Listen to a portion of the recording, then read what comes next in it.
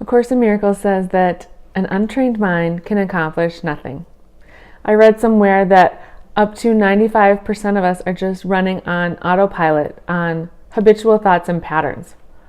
If you want to change your external world, and I'm sure that you do because you're here watching this, then you first need to change your internal world. And the very first step is to be willing and ready. It is work. There's no easy button. If you're satisfied with complaining and think that if someone else would just change or your circumstances would be different, things would be better, then you're not ready. Let's assume you are. One of the first areas to examine is fears and what's underneath your fears. First, you just have to be aware and be open to see things differently. Just start noticing your fears as they come up. Grab your journal and write down your fears for a week. Some may be easy to identify, like, I'm afraid of what they'll think of me. I'm afraid we won't have enough money. I'm afraid of being alone. I'm afraid of feeling all this anger. Be aware, though, some fears may not be so easily identifiable. Fear in your body can feel like jittery stomach, queasy, a tension below your abdomen, like a knot in your stomach. Just start noticing who's around when I have that feeling, what are my thoughts, and what triggered that feeling, and just keep track of all that in your journal. Another way to find your hidden fears is to look at what you're avoiding. Are you avoiding a tough conversation? When you reflect and when you dig a little deeper, maybe you're afraid because your parents didn't handle conflict well and they ended up getting divorced, and you have this deep fear that you have these difficult conversations and someone's going to leave you. It's important not to judge the fears. Just get curious. Give them love and compassion. Give yourself compassion. Don't judge yourself. Just kind of keep track for a week and notice what comes up. We can't change anything unless we're aware of what's running the show. So at the end of the week, take one or two fears that really feel strong for you still, and we're going to run through this practice. This practice is by Byron Katie, who is a successful author that teaches people how to end their own suffering. And she has this 4-question process. So to run through it with you, I'm going to take a fear that I recently had. When I, a few weeks ago, put my raw, vulnerable story out there, I had a fear that people are going to judge me. I'm afraid people are going to judge me. So let's go through her 4-step question with my fear. So question 1 is it true?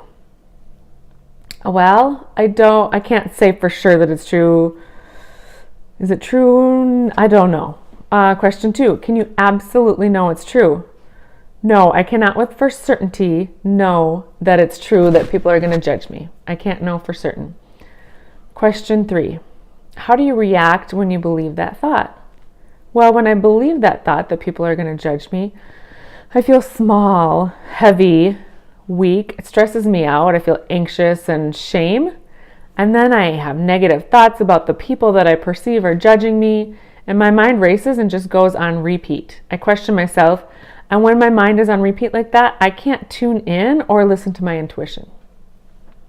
So just a side note on this question 3, what you're really digging for and want to notice is that internal cause and effect. That just by a thought, nothing happened in my outside world, just by a thought, all of the external effects, all of the effects that came out or that I felt, this shame and this heaviness, just by a thought. So just start to notice that correlation. And then question 4 is, who would you be without that thought? I would feel freer. I would feel light, peaceful. I would have excitement about what I was sharing without any kind of negative cloud. And also, you want to ask yourself with this question, which do you prefer, life with or without the thought? And I prefer life without that thought. It's not serving me at all. And then the last step she has is to turn the thought around. So when I turn that around, I would say, when I put myself out there and share my story, people are supportive. They resonate with it. It helps others on their journey. And then also with the turnaround, you want to get some genuine examples of how that's true in your life. So this is actually true because the people that I have heard from when I shared that have been so kind and amazing, and it really resonated with them, and I've had such positive feedback. So I can let that fear go, and I choose to not have that in my life. It's not serving me. When you work through your fears, you're creating new habits and getting out of that autopilot mode. I hope you try these steps to uncover some of your fears that are running the show. I really hope this serves you this week. Please say yes in the comments if you're going to dig out your journal and try this exercise. I would love to hear from you. To make sure that you get all of my weekly tips, head to RebeccaLavander.com and sign up for my newsletter. I will do a weekly video just like this, and let me know what you want to hear about next.